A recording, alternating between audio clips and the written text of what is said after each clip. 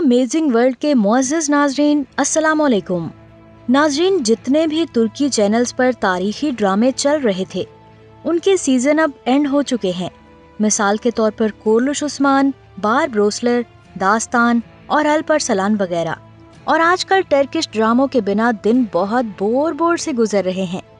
तुर्की के तारीखी ड्रामों का अपना अलग टेस्ट है।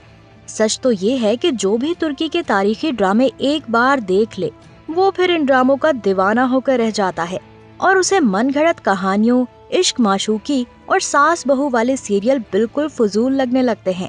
ऐसे शोज देखकर तो यकीन जानिए कि तबीयत बेजार होने लगती है। हम ये नहीं कहते कि तुर्की ड्रामे हर किस्म की गलतियों से पाक होते हैं, ऐसा बिल्कुल भी नहीं। गलती उनमें भी जरूर होती है। जैसे ही हमें इन ड्रामों में कोई गलती नजर आती है हम जरूर उस पर आवाज उठाते हैं। इस हवाले से हमारी ये वीडियो आप देख सकते हैं जिसमें हमने तुर्की के उन ड्रामों के बारे में बात की है जो इस्लामी कल्चर के बिल्कुल मुखालिफ हैं।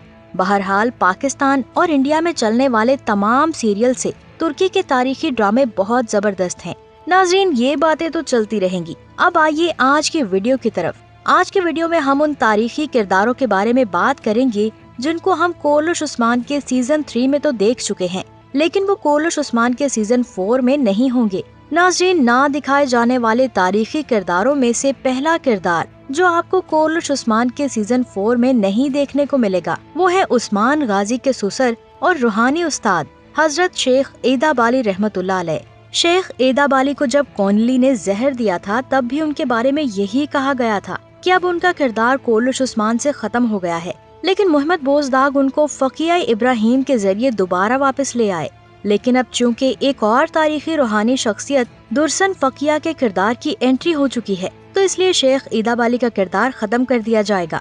उनके किरदार को खत्म करने का तरीकाकार ये होगा कि इस्लाम कबूल करने वाले ईसाइयों को इस्लामी तालीम देने के लिए उनको बेलाजक किले में भेज दिया जाएगा और जो कुरान और हदीस का दर्स हम और आप शेख एदाबाली से सुना करते थे अब वो दर्स हम दुर्सन फकिया से सुना करेंगे।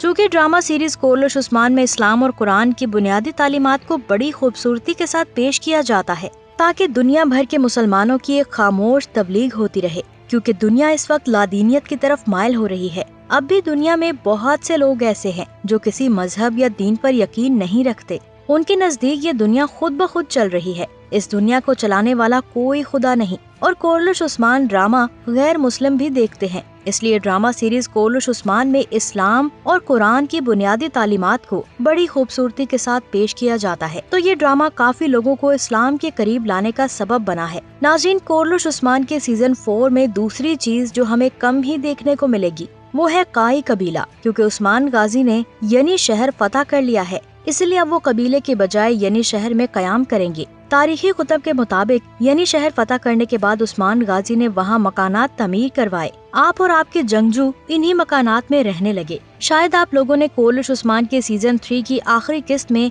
इस शहर की फतह के बाद उस्मान गाजी का ये जुमला सुना होगा कि ये शहर वो जगह होगी जहाँ हम रहेंगे। तारीखी कुतब के मुताबिक उस्मान गाजी और आपके जंगजुओं की बकिया जिंदगी इसी शहर में गुजरी और उस्मान गाजी की वफात भी इसी शहर में वाक़ हुई। नाज़रीन, हम यहाँ उस्मान गाजी के बारे में ये बताना जरूरी समझते हैं कि उस्मान गाजी के पास दौलत होने के बावजूद आपने फकीरी की जिंदगी को तरजीह दी और उस्मान गाजी ने ये जो तर्ज जिंदगी अपनाया था इसमें सबसे बड़ा किरदार शेख एदाबाली का था। शेख एदाबाली उस्मान गाजी के रूहानी मुर्शद थे जो उस्मान गाजी की कदम कदम पर रहनुमाई करते। उस्मान गाजी ना तो महंगा लिबास पहनते और ना ही उनकी तर्ज जिंदगी में बड़ी बड़ी फतूहात के बाद कोई फर्क आया।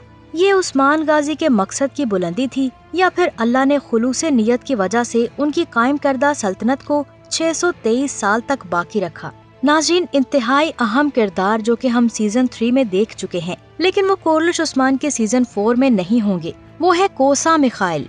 जैसे कि आप देख चुके हैं कि कोसा मिखाइल का इस्लाम कबूल करने के बाद नाम नहीं बदला गया और उस्मान गाजी ने कोर्लुश उस्मान के सीजन 3 की आखिरी इकसात में कोसा मिखाइल को कहा था कि वो बोरसा जाकर उनके लिए जासूसी करे। बज़ाहिर तो ऐसा मालूम होता है कि जब उस्मान गाजी बोरसा शहर पर हमला करेंगे तो तब उस्मान गाजी और कोसा मिखाइल की दोबारा मुलाकात होगी, लेकिन हो सकता है कि ड्रामे के दरमियान में राइटर का जहन बदल जाए اور وہ کوسا میخائیل کو دوبارہ ڈرامے میں لے آئے۔ تاریخی کتب کے مطابق کوسا میخائیل نے عثمان غازی کے بیٹے اورحان غازی کے ساتھ جنگوں میں شرکت کی تھی، اسی لیے عثمانی تاریخ میں کوسا میخائیل کی اولاد کو بڑی اہمیت دی گئی ہے۔ اور یاد رہے کہ آپ کی اولاد تاریخ میں میخائیل اوغلو کے نام سے مشہور ہے۔ ناظرین، کورلش عثمان کے سیزن 4 میں نہ تو سلجوق سلطنت ہوگی اور نہ ہی سلطان مسعود، بس اب ڈرامے میں آپ کو ان کے صرف نام ہی سننے کو ملیں گے۔ ڈرامے کے دوران ہی یہ بتا دیا جائے گا کہ سلطان علاؤالدین سوم نے منگولوں کے خلاف کھڑے ہو کر بغاوت کرنے کی کوشش کی، جس کے جواب میں منگولوں نے سلطان علاؤالدین کو قتل کر کے دوبارہ سلطان مسعود کو تخت نشین کر دیا، اور پھر ان کے منگولوں کے ساتھ تعلقات خراب ہو گئے اور منگولوں نے انہیں بھی قید یا قتل کر کے سلجوق سلطنت کا خاتمہ کر دیا۔ سلجوق سلطنت کے خاتمے کے بعد کئی خود مختار عمارتیں وجود میں آئیں۔ سلطنت عثمانیہ بھی انہی خود مختار ریاستوں میں سے ایک تھی۔ سیزن 4 میں اب یہ دکھایا جائے گا کہ عثمان غازی نے سلجوق سلطنت کے خاتمے کے بعد کیسے ترک قبائل کو متحد کیا اور اپنی آزاد ریاست کی بنیاد ڈالی۔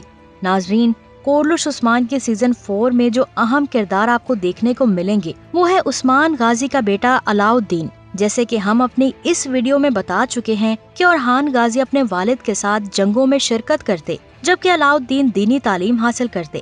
ڈرامے میں ان کے بارے میں صرف یہ سننے کو ملا کرے گا کہ علاؤالدین فلاں جگہ پر علم حاصل کرنے گیا ہوا ہے، اور ویسے بھی تاریخ میں علاؤالدین کو وہ مقام و مرتبہ حاصل نہیں ہے جو اورحان غازی کو حاصل ہوا۔ اورحان غازی اپنے والد کے ساتھ ہر مہم میں آپ کے شانہ بشانہ لڑتے تھے، اسی لیے ان کی اہمیت کو دیکھتے ہوئے محمد بوزداغ اورحان غازی پر ڈرامہ بنانے کا فیصلہ کر چکے ہیں۔ محمد بوزداغ نے اورحان غازی پر ڈرامہ بنانے کا اعلان تب کیا تھا جب دریلش ارطغرل کا سیزن 3 چل رہا تھا۔ آپ نے کہا تھا کہ ان ڈراموں سے میرا اصل مقصد سلطنت عثمانیہ کی حقیقی بنیاد کو بیان کرنا ہے کہ کس طرح ایک چھوٹے سے قبیلے نے محنت کی، کس طرح سلطنت عثمانیہ کی بنیاد پڑی، اور پھر کس طرح سلطنت عثمانیہ کو مضبوط اور طاقتور ریاست بنایا گیا۔ قبیلے کے لیے ایک محفوظ علاقہ تلاش کرنے والے ارطغرل غازی، ریاست کو مضبوط بنانے والے اورحان غازی تھے۔ محمد بوزداغ نے یہ تاریخ ارطغرل غازی کی زندگی سے اس لیے شروع کی تاکہ لوگوں کو شروع سے ہی تاریخ سمجھ آ سکے۔ محمد بوزداغ اورحان غازی پر جو ڈرامہ شروع کریں گے، پتہ نہیں اس کا وہ کیا نام رکھتے ہیں،